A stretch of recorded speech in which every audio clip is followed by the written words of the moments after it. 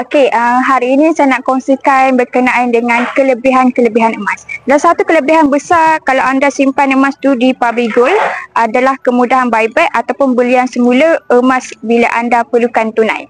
Dalam banyak-banyak kes tuan-puan ada orang yang takut simpan emas sebab risau susah untuk jual balik emas yang dibeli. Tetapi dengan Public Gold anda jangan risau, proses yang sangat-sangat mudah.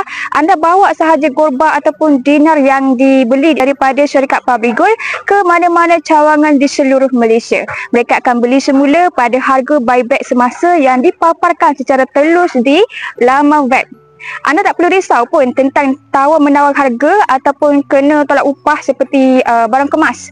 Harga buyback Public Gold dikira mengikut berat dan keturunan emas 999.9 tanpa sebarang potongan harga lain. Untuk emas anda dalam akaun Get, proses yang sangat-sangat jauh lebih mudah. Anda hanya perlu membuat permohonan jual balik melalui aplikasi Public Gold dan duit akan terus masuk akaun bank anda dalam masa 1 hingga 3 hari bekerja.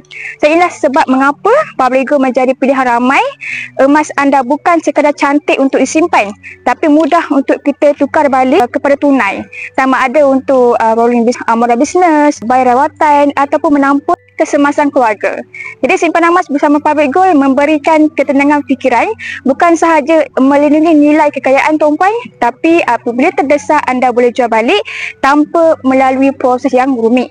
Jadi untuk bermula, boleh refer di pin video saya untuk 5 langkah daftar akaun emas Public Gold. Saya akan bimbing anda dengan cara dan langkah-langkah simpanan emas yang terbaik untuk anda. Jangan lupa teruskan follow saya untuk lebih banyak ilmu emas dan keuangan.